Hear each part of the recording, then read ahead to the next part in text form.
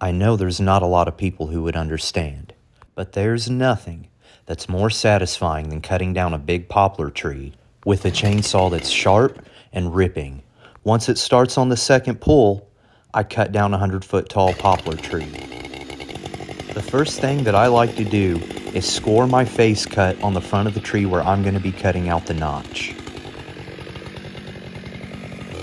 I don't like using the crosshairs on the chainsaw. I score the front of the tree and then I raise my arm up perpendicular to show me the direction that the tree is going to fall.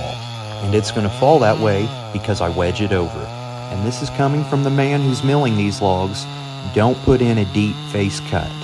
It's a waste of gas, of board footage, and you're more likely to bust the tree. Remember, the face cut here is the start of creating a hinge, which gives the tree direction when it falls.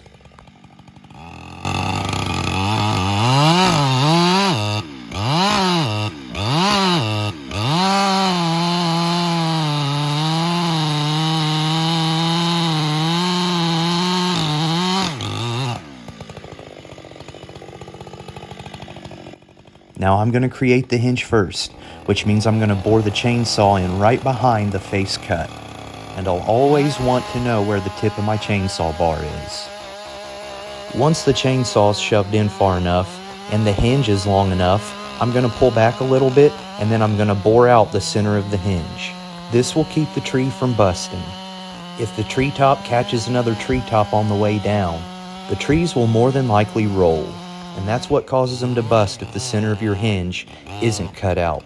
If you bore out the center of the hinge, the tree will just roll off of the stump instead of breaking up the butt log.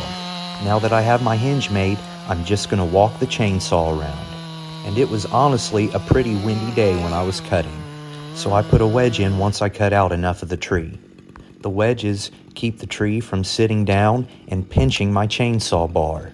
Or if the tree isn't actually leaning the direction that I want it to fall, I put these behind the cuts and I hit them with an axe or a hammer until the tree goes over. And just so everybody knows, I'm one of those lumberjacks who doesn't yell timber. It's pretty self-explanatory. If you hear big trees falling or a big chainsaw running, it's probably not safe to go down into the woods. I've given enough explanation. Subscribe or follow and enjoy the rest of the video.